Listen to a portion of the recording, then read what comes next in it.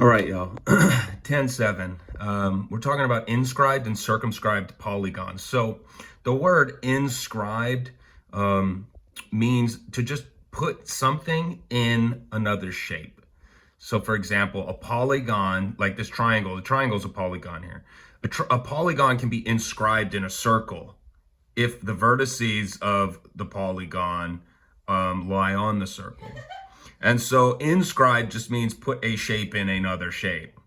By putting it in the other shape, the boundaries of this shape, the boundary is the vertex, the vertices. The vertices like sit on the other shape that it's in, right? And so inscribed means put something in something else. Circumscribed means put something around something else or on the outside of something else.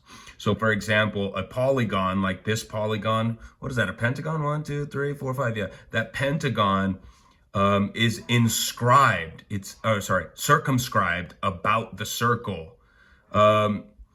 If every side of this polygon is a tangent line or is tangent to the circle. All that's saying is this circle here sits inside this polygon exactly. And since we're talking about the polygon being circumscribed about the circle, it means that we've put this polygon on the outside of the circle. Inscribed means put a shape on the inside. Circumscribed means put a shape on the outside of something. All right. And so yeah, maybe it's not confusing. Maybe I'm just talking too much. Here we go. Let's see. Let me show you an example of what I mean here. Let's see if the book has, yeah. So this diagram here is showing that this circle, so it depends what you're talking about. The circle is circumscribed about the polygon, but the polygon is inscribed in the circle. So if you talk about the polygon, since the polygon's in the circle, the polygon's inscribed in the circle. Or if you talk about it in terms of the circle, you would say the circle is circumscribed about this polygon. So both these statements mean the same thing. It just depends which thing you're talking about, okay? And so next, like maybe just another definition for you. So the center of a circle, if a circle is circumscribed about a shape, then the center of that circle is called the circumcenter of the polygon. And that's going to be important a little bit later, but for now, we're just giving it to you as a definition. This point O is the circumcenter of the polygon. And that's only because this polygon was inscribed in a circle, and O is the center of the circle. Therefore, it's the circumcenter of the polygon. Let's see, what else we got? What else we got? In center. Yeah, so there's another definition. So basically, if a circle is inscribed in a polygon, then that center of the circle, point F here, is called the incenter of the polygon. So, you know, math just loves to throw like a million definitions at you. So there you go, you've seen those. So here's the first theorem that we need to know.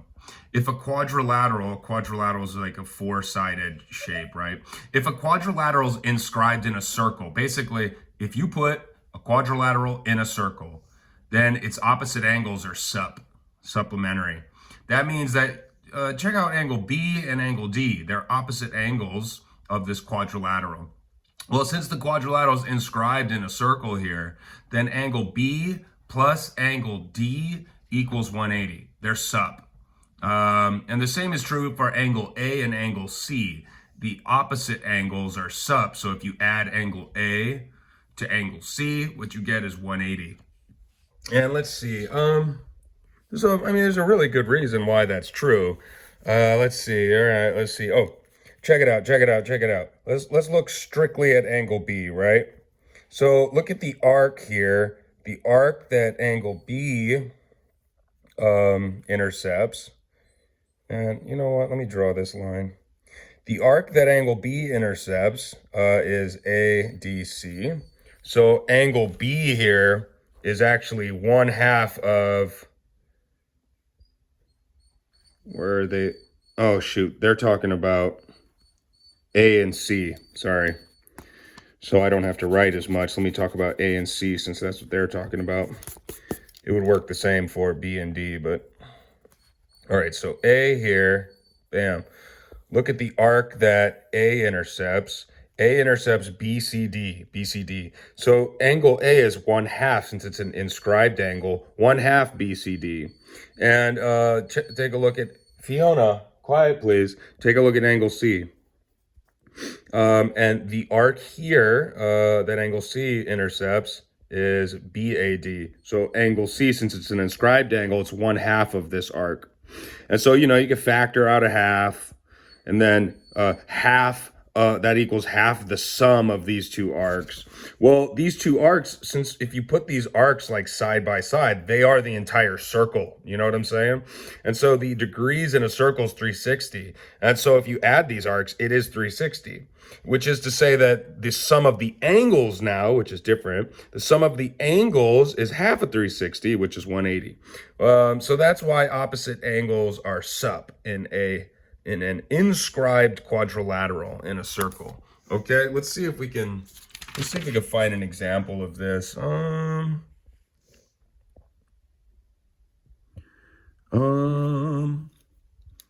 Well, we don't really have many examples in the book. Oh, there's more. Anyways, yeah, maybe we'll do an example in a bit. Let me give you the next theorem. If a parallelogram is inscribed in the circle, then it has to be a rectangle. This follows from that last theorem. So because a parallelogram is a quadrilateral, if you put a parallelogram in a circle, well, the opposite angles are going to be sup, right? Well, if the opposite angles are sup, and because this is a parallelogram, the two like base angles are sup as well. You remember, same side sup, right? So if A is sup to C and angle B is sup to C, then that means angle A and angle B are congruent, because if two angles are sup to the same angle, they're congruent. Well, angle A and B are also same side angles, so they are sup. And if two angles are sup and congruent, they have to be 90, which makes this a rectangle. So if you know that your quadrilateral is a parallelogram, if the quadrilateral is a parallelogram and the parallelogram is inscribed in a circle, then that parallelogram must be a rectangle. It has to be. Well, there's a bunch of things that follow from that. For example, if this is a rectangle, that means the diagonals here are going to intersect at the center of the circle. And so there's a lot of like things that you can get from that. I think I put it on here. Let's see. Bam. That means that, yeah, that means that the diagonals are diameters.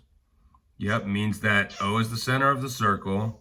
Oh yeah, it means that AO, it means that, you know, these are all radii, and you already know that. And plus you get like right triangles, so you can use Pythagorean theorem.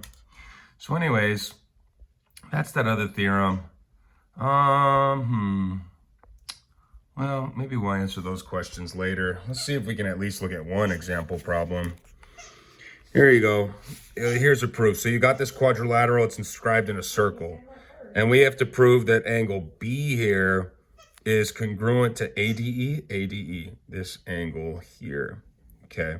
So since this is a quadrilateral and it's inscribed in a circle, angle B and this angle here, they are sup. So I guess I'll use some like algebra to show you what I'm saying here. Since they're sup, if this angle was X, then this angle would be 180 minus X, right? And so this and this are sup. Well, these two are sup. They're a supplemental pair. And so if these are sup, then, and these are sup, then this guy would also be X. You know, if two angles are sup to the same angle, then they're congruent. So basically that's why these two are congruent. Writing it out is just writing it out. Let's see.